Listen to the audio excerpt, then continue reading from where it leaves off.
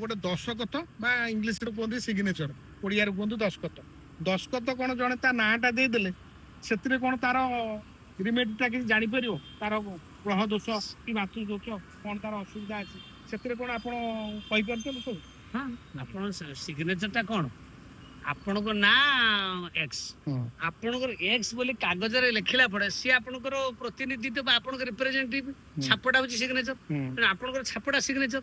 ତେଣୁ ଆପଣ ସିଗ୍ନେଚରଟା କେମିତି କରିବେ? ଆପଣଙ୍କର ନାମ ଏସ୍, ଆଉ ଜଣେ ଆପଣ ସଚିନ, ଆପଣ ସୁନୀଲ, ଆପଣ ଶାହରୁଖ, ସଲମନ, ଆଉ ଇଏ ସ୍ୱରୂପ, କେତେ ଏସ୍ ଅକ୍ଷର ନାମ ଅଛି, କିନ୍ତୁ ସମସ୍ତେ ଏସ୍ କଣ ଗୋଟିଏ ପ୍ରକାର ଲେଖୁଛନ୍ତି? ନା, କିନ୍ତୁ ଇଂଲିଶରେ ଏସ୍ ତ ଗୋଟିଏ, କିନ୍ତୁ ସମସ୍ତେ ବିଭିନ୍ନ ପ୍ରକାର କାହିଁକି ଲେଖୁଛନ୍ତି? ନା ତାଙ୍କର ନବଗ୍ରହର ଫଳ, ତାଙ୍କର ଡେଟ୍ ଅଫ ବାର୍ଥ ନ୍ୟୁମୋଲୋଜିର ପ୍ରଭାବ, ତାଙ୍କର ସବକନସିୟସ୍ ମାଇଣ୍ଡ ବା ଅବଚେତନ ମନରେ ଲୁକାୟିତ ଶକ୍ତି ଯୋଉ ଅଛି ସିଏ ଯେତେବେଳେ ଇମ୍ପାକ୍ଟ ତାର ଆପ୍ଲିକେସନ ଆଉ ତାର କର୍ମ, କର୍ମ ଆଉ ସବକନସିୟସ୍ ମାଇଣ୍ଡ ଇଏ ଦିଟାର ରିପ୍ରେଜେଣ୍ଟେସନ ହଉଛି ସିଗ୍ନେଚର। ଆପଣ ଏସ୍ କେମିତି ଲେଖିବେ?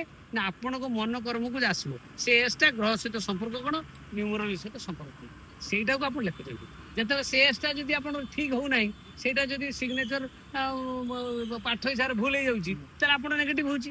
ଆପଣ ବହୁତ ପ୍ରକାର ଅଛି। ଆପଣ ଦେଖନ୍ତୁ ଅମିତାଭ ବଚ୍ଚନ ତାଙ୍କର ସିଗ୍ନେଚର ଦିଟା ରାଉଣ୍ଡ ଚେଞ୍ଜ କଲା ପରେ ସିଗ୍ନେଚର।